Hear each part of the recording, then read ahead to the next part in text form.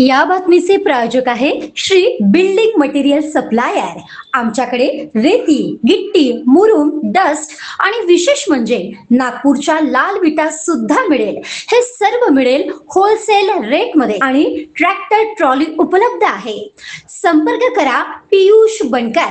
संपर्क क्रमांक 8390836453। राज्यात अन्न व औषधांमधील भेसळी विरोधात धडक मोहीम सुरू आहे। याच मोहिमेअंतर्गत उमरेड पोलिसांनी मोठी कार्यवाही करत 11,43,050 रुपयांचा प्रतिबंधित सुगंधित तंबाखू आणि वाहन जप्त केले आहे। ही कार्यवाही बुधवारी म्हणजेच 17 जून रोजी करण्यात आली। यावेळी एका आरोपीला अटकही करण्यात आली आहे।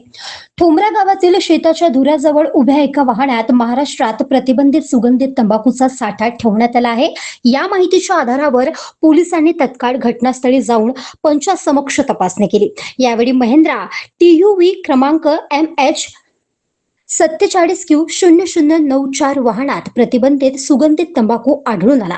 वाहन चालक व मालक श्रीकांत रमेश झाडे वय 24 वर्ष राहणार कावरापेठ उमरेड हा घटनास्थळी हजर होता।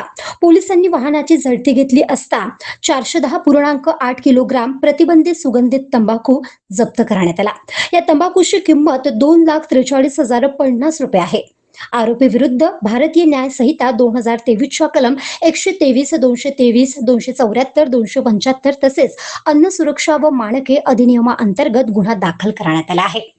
यात विशेष म्हणजे तंबाखू आरोपीने उमरेडच्याच एका बड्या व्यापाऱ्याकडून घेतल्याची तसेच उमरेड परिसरात असे काही बड्या व्यापाऱ्यांचे प्रतिबंधित तंबाखूचे गोडाऊन असल्याची माहिती सुद्धा समोर येत आहे। आता या बड्या व्यापाऱ्यांवर उमरेड पोलीस काय कार्यवाही करते याकडे संपूर्ण उमरेड शहरवासियांचे लक्ष लागून आहे। उमरेड शहरातील बहुतांश पान टपरीवर या प्रतिबंधित तंबाखूचा खुलेआम वापर सुरू असल्याचेही चित्र शहरात दिसते आहे।